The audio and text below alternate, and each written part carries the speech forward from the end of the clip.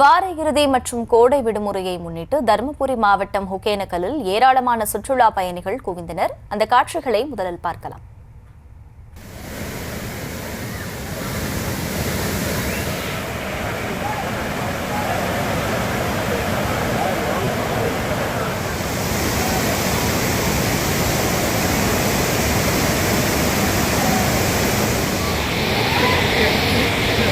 கூடுதல் விவரங்களை செய்தியாளர் நவீன் வழங்க கேட்கலாம். நவீன், வணக்கம். கள தகவல்கள்.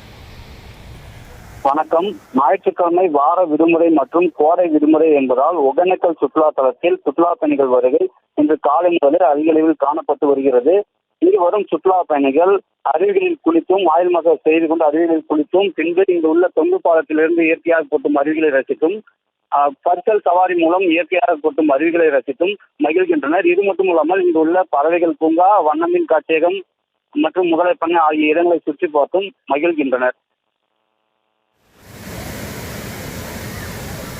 விவரங்களுக்கு நன்றி நவீன்.